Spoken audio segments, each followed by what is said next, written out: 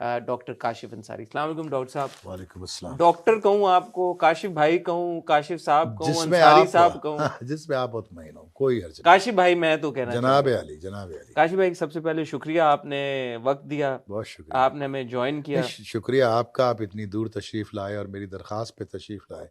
بہت سے لوگوں نے سوال کیے, بہت سے لوگوں کا خیال تھا کہ بھئی میں اس ٹی وی پہ انٹرویو دے دوں, وہاں دے دوں.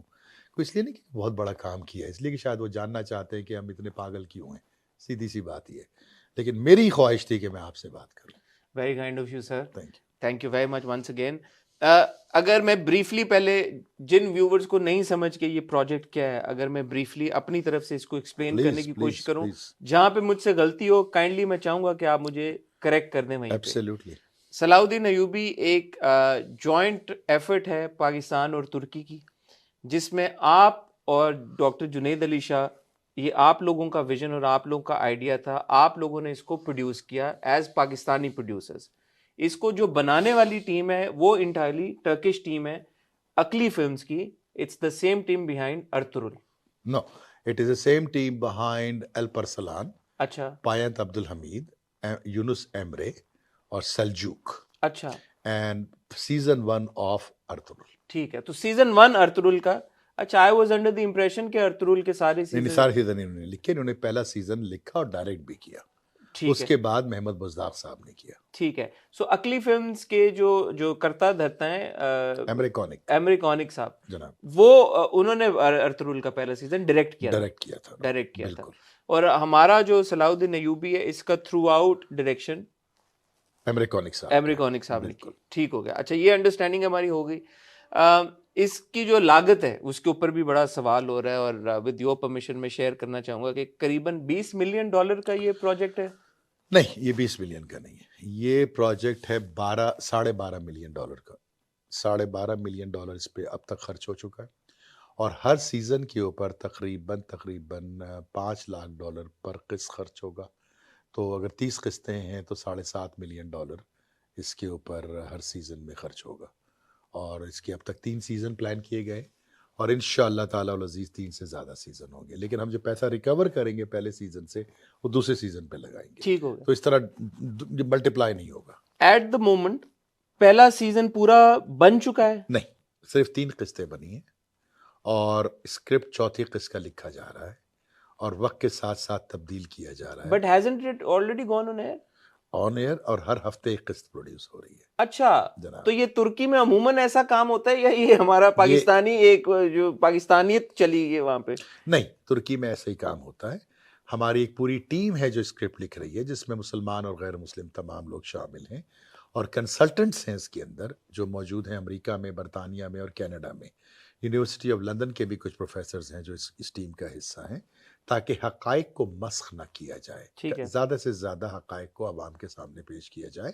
وہ لکھتے جا رہے ہیں اور اب اس کو ریوائز کیے جا رہے ہیں, اور آپ کو سن کے بڑی حیرت ہوگی کہ پہلے اسکرپٹ کی ری رائٹنگ 13 دفعہ ہوئی ہے. اچھا, اب جو دوسرا اسکرپٹ ہے وہ 12-14 دفعہ. پہلا اسکرپٹ پورا ان ٹوٹیلٹی, پہلا اسکرپٹ پہلے ایپیسوڈ سیکنڈ ایپیسوڈ کا 10 یا 12 دفعہ ہوا, تیسرے ایپیسوڈ کا 18 دفعہ ہوا, اور اب یہ سلسلہ چلتا چلا جا رہا ہے. ٹھیک ہے. It has gone on air on TRT1. TRT1 ترکی کا ایک بہت بڑا چینل ہے, آئی تھنک سب سے بڑا چینل ہے. جی اسٹیٹ چینل ہے. اور وہاں پہ آپ کی ان کے ساتھ یہ انڈرسٹینڈنگ ہے کہ پورا سیزن انہوں نے دیو آلریڈی 3 سیزن کی آپ کے ساتھ ان کی ڈیل ہے الحمدللہ, اور 3 سیزن میں ابھی آپ نے 3 ایپیسوڈز پروڈیوس کر چکے ہیں.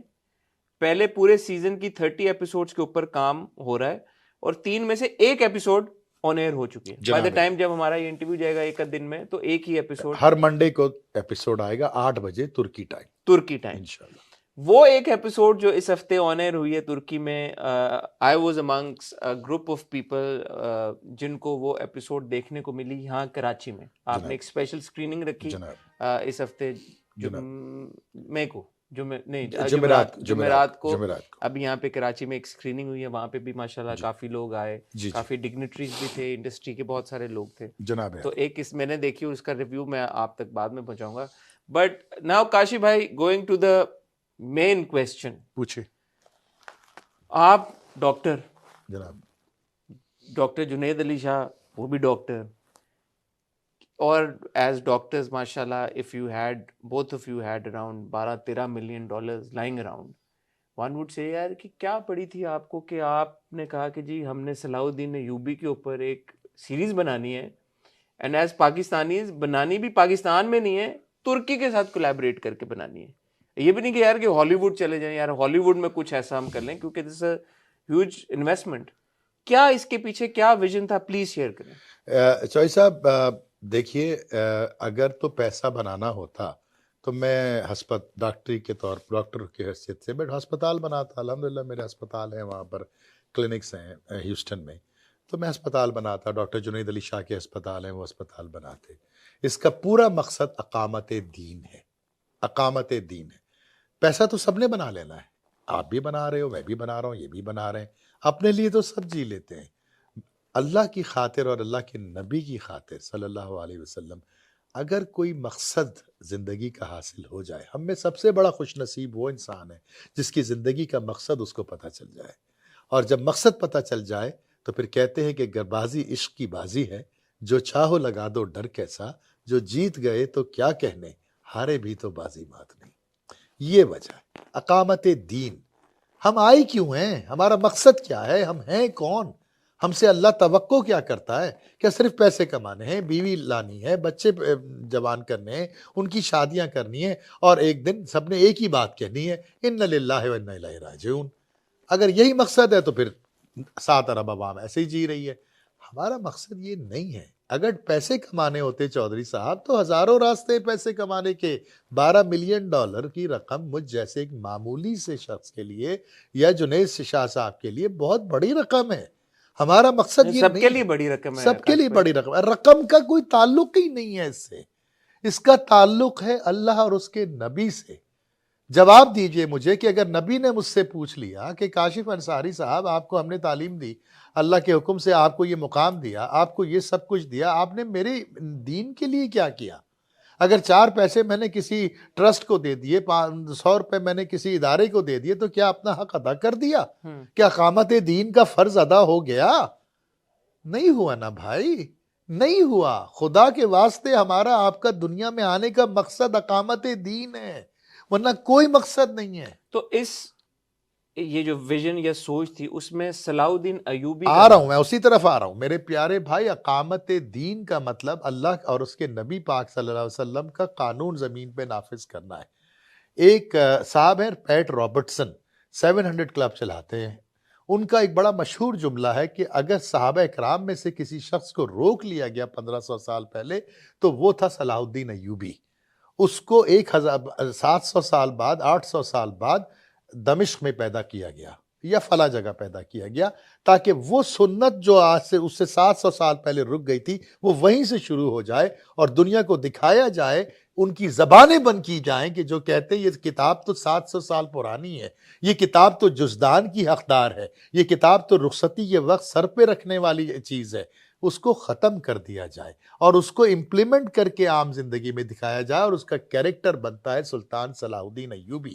اب آپ پوچھیں گے سلطان صلاح الدین ایوبی کیوں؟ آپ نے بڑے بڑے نام لیے, بڑے اسکالرز ہیں, بڑے نام ہیں, بڑے حکمران ہیں, بابر بھی ہیں, اکبر بھی ہیں, تو عالمگیر بھی ہیں, تو ٹوپیاں سیتے تھے, اور یہ بہت بڑے بڑے ہماری اسلامک ہسٹری میں بھرے پڑے ہوئے لوگ. مجھے چند نام گنوا دیں آپ کے ناظرین یا آپ جنہوں نے زمین کے ٹکڑے کو حاصل کرنے کی کوشش کی ہو اللہ اور اس کے رسول صلی اللہ علیہ وسلم کے قرآن کو نافذ کرنے کے لیے. اپنی ذات, اپنے خاندان, اپنی ڈائنسٹی کو بالا تر رکھتے ہوئے قرآن کو نافذ کرنے کے لیے 1 انچ زمین حاصل کرنے کی کوشش جس نے کی ہو, اس حکمران کا نام بتائیے مجھے پچھلے 1000 سال کے اندر. نام لیجئے نا مجھے. آپ نے ارطغرل دیکھا, دیکھ لیا نا ارطغرل میں مسئلہ کیا تھا کہ ہمیں جگہ چاہیے رہنے کے لیے, ہمیں جگہ چاہیے قبیلہ سیٹ کرنے کے لیے, ہمیں جگہ چاہیے سلطنت کے لیے, ہمیں ترکیہ کے لیے جگہ چاہیے, ہمیں اپنے ملک کے لیے جگہ چاہیے. یہی کچھ سیکھا نا ہم نے. بڑھتی چلی گئی سلطنت, بڑھتی چلی گئی, بڑھتی چلی گئی. آدھے سے زیادہ یورپ پہ اس نے کنٹرول حاصل کر لیا. کہیں آپ نے یہ سنا کہ قرآن کو نافذ کرنا ہے؟